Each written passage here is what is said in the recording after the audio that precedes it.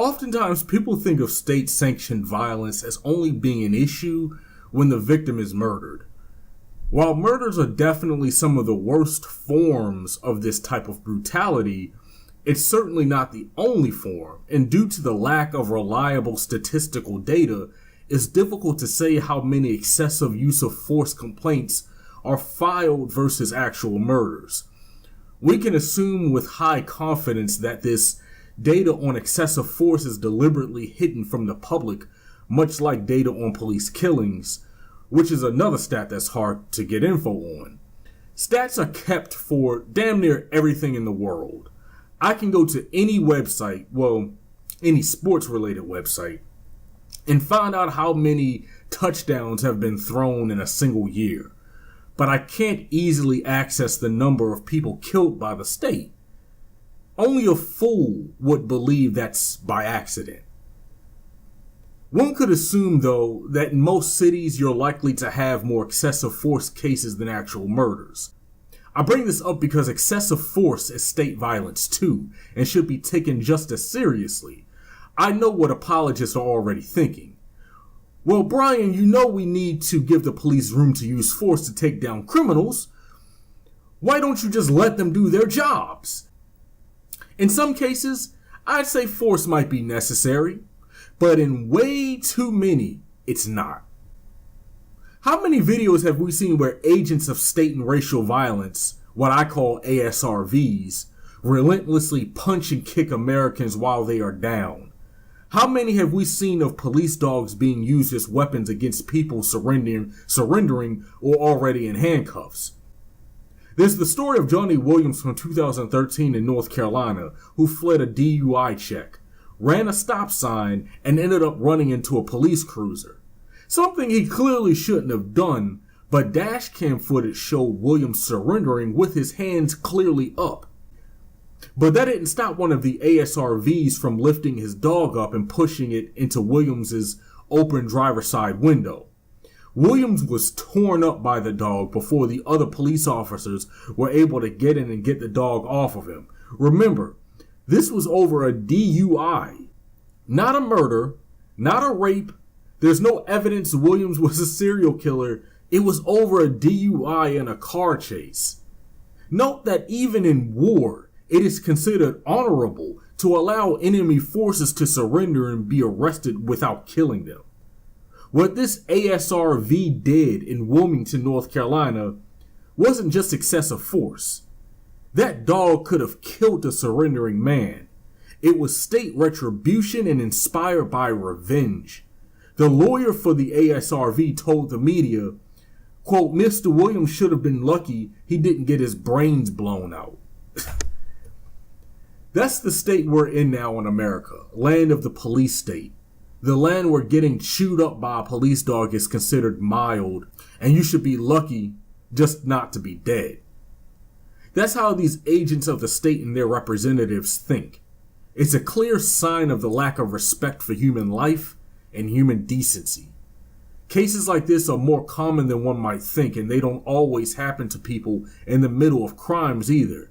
In some cases, the criminality of the person involved itself is up for debate. In comes the story of Brutalizes Johnson.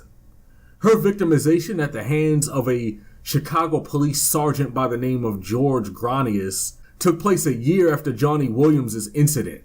And much like his, her story involves drunk driving too.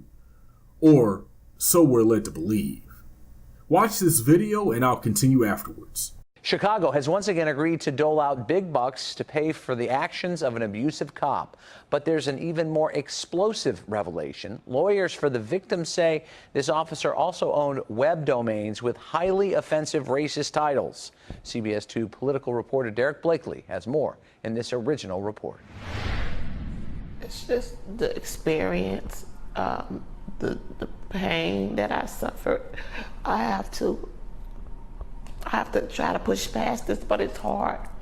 Back in 2014, medical assistant Brutalizes Johnson was driving home on the Eisenhower when she was pulled over by a state trooper for allegedly driving drunk, taken to the 11th District, and allegedly beaten by CPD Sergeant George Granius. You know, I'm in the handcuffs. I could not protect myself, I went into the corner and I squatted down, and this man was just beating me. Beating you with his fist? With his fist. A beating so bad, her injuries documented on video at Cook County Jail. I have bruises everywhere, and then when he hit me one time in my side here, I ended up urinating on myself. Bruises on her arms, cuts and scratches on her back. This is from kicking. Okay, so there's that bruise there. What other injuries do you have? And big bruises on her thigh and on her lower leg. A beating so bad, it led to a federal lawsuit. She was beat up at the police station by a Chicago police sergeant because she was a vocal black woman. But perhaps more disturbing, Schiller's legal team uncovered websites with racist names owned by Granius. Names like inwarddown.com, inwardguns.com, and inwardrific.com. His hobby is apparently buying names of racist websites. The city won't confirm Granius owned the website, but Schiller says, I can tell you this, there's been no denial that these websites were owned by the sergeant. that discovery, says Schiller, led City Hall to settle the case for $185,000. But that's little comfort to Johnson. He needs to be fired. If he's fired, then I'm happy, because I know he will not be able to do it to anyone else. First, you notice how they say she was pulled over for, quote, allegedly driving drunk. All of this appears to have happened over something that wasn't even proven. Officer Granius accused Johnson of driving drunk when he arrested her, a claim she denied and denies to this day, and the charges were eventually dropped. So all of this happened for nothing at all. I'm reminded of the Sandra Bland story. Now, luckily, this one didn't turn out as bad, but it could have easily ended the same way. As the video stated, Johnson was at a police station when this beating occurred. State-sanctioned violence is a complex and multifaceted phenomenon, and I think we ignore stories like this because they aren't as treacherous as similar stories. However, it goes to show you how problematic the, quote, all cops are not bad argument is. I don't know Officer Granius' record or how long he's even been on the force. I don't know if he's ever killed an unarmed person. Let's just say he hasn't for the sake of discussion. Would you still consider him a so-called good cop? Our discussion over who gets to be called a good cop versus a bad cop needs to really be fleshed out much more than it is right now. Because the impression I get from a lot of people is that any cop that doesn't kill someone is by default a so-called good cop. So the Officer Graniuses of America will be included in many people's quote-unquote good cop category, when clearly what he did was not what you'd expect from a so-called good cop. Matter of fact, what he did was disgusting and barbaric. He assaulted Patasa Johnson because she violated the unwritten don't talk back to authority law, the same made-up unwritten law that Sandra Bland broke that led to her questionable death. But it gets worse than that even. We know Officer Granius isn't a good cop because we now know he buys racist domain names, a fact the CPD doesn't even deny. I've written about the white supremacist infiltration of law enforcement in the past, and this is yet another example of it and shows how widespread it is. Again, there are many more Officer Graniuses out there who haven't been exposed yet. Good cops don't buy domain names like niggadown.com, which sounds like some bullshit white supremacist version of World Star Hip Hop or something, where videos of black people getting shot and killed are shared among those sickos who enjoy watching blacks get murdered or something. I'm just speculating. I don't know what this vile piece of dog feces planned on doing with these sites. They all appear to be down now, though. Perhaps they were active a few years ago. I can't say. But there's a large market out there that exposes the dark side of the internet on websites that are very active, that do circulate racist anti-black content. Yes, there are some really sick, warped individuals out here who spend hours of their day posting and sharing effed up content about black people on a daily basis. It's important that people understand that bad cops aren't just the ones that kill people. A bad cop is any cop that abuses their power, and there's no way of knowing exactly how many people in a police department carry themselves in that way. However, there are black cops out there who continue to speak out on the issue. Black cops who work around these sickos on a daily basis can often be the best sources of information. Every year, there are more stories that surface about black cops, like Reddit Hudson, for instance, formerly of the St. Louis Police Department, who exposed racism within law enforcement. According to him, 15% of police officers who, again, I'd call ASRVs, Agents of State and Racial Violence, abuse their authority at every given opportunity. And another 70%, the so-called good cop majority, they can be influenced based on who they happen to be around and working with on any given basis. That's a stunning statement coming from a man who spent 5 years on the force. According to him, only 50% of the police officers do the right thing no matter what is going on. 15%. Only 15% can be called good cops. Again, can you really call someone a quote-unquote good cop if they go along with the status quo and co-sign cover-ups and abuses? That's the reason those 3 Chicago ASRVs got charged. Because even though they didn't kill Laquan McDonald themselves, they didn't even fire their guns, they did, however, aid and abet in the cover-up conspiracy. Most people would have included them in their list of good cops, even though if we listen to the black cops like Reddit Hudson, they seem to be part of that 70% that can be influenced to do bad things simply by being around the 15% of cops who are truly bad. Hudson also says that the 70% is highly susceptible to the culture of a given department and can become part of the problem. If these numbers are to be believed, then that means the overwhelming majority of cops in any given police department are either blatantly corrupt or could easily be corrupted.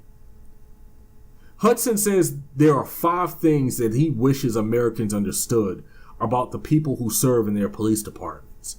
He says that number 1, there are officers, again, I'm going to keep repeating this, I'd say ASRV, but I'm using his terminology here. Okay?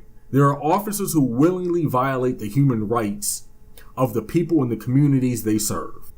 An incredibly powerful statement, since the running assumption that a lot of people have, even many on the left, is that abuses only occur in the subconscious.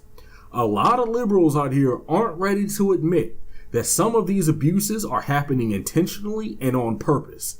And afterwards, the ASRV simply play stupid and read from the pre-written script about quote-unquote fearing for their lives.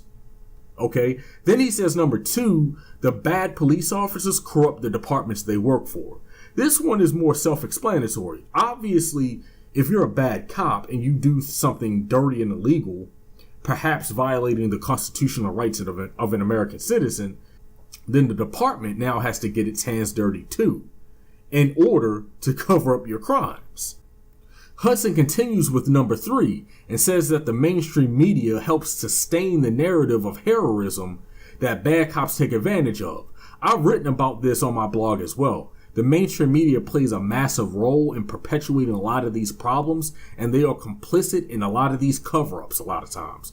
Everything they do, from writing favorable headlines for killer cops and negative headlines for the victims, to digging up dirt on victims, to purely just to smear their name and their reputation in the public. Most of the really good work about state violence today comes from new media. But even new media isn't perfect, and I've seen many alternative platforms fall for these same traps because I mostly follow progressives. I don't follow any conservatives. I'm an independent progressive. Okay? And I see this all too often. Then you have number 4, where Hudson says that the cameras provide the most objective record for police to citizen encounters available. I agree with this, though I think it's clear now that body and dash cams don't help get ASRVs convicted. They only help to keep the state honest, and cameras make it impossible for them to be completely full of shit, which itself is not uncommon either. Then lastly, we have number 5, where he says that there are officers around the country who want to address institutional racism. Now, while I'm willing to agree with this, I'm not going to say that they're all bad. Okay, I question how strong their numbers are. The good cops, I mean. I simply don't think that there are enough to force internal changes, at least not to the extent that we would like to see.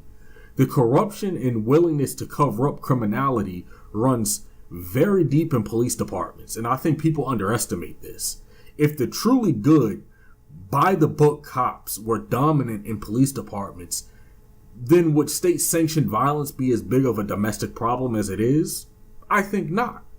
Which means their numbers aren't strong enough in most, if not all, large police departments in major cities. So, as we continue to fight the good fight, let's make sure we begin to change the good cop, bad cop narrative.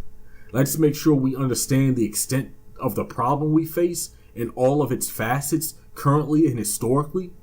State violence does not just mean killing people. It includes non-lethal beatings and department-wide cover-up conspiracies too. And I haven't even touched on the prisons. That's a whole different aspect of state violence. Okay, but I'm gonna cut this video short here. I'm gonna save that for another day. So if you like this video, give it a thumbs up and leave a comment. You can find most of my other writings on my blog at www.blackandintellectual.com.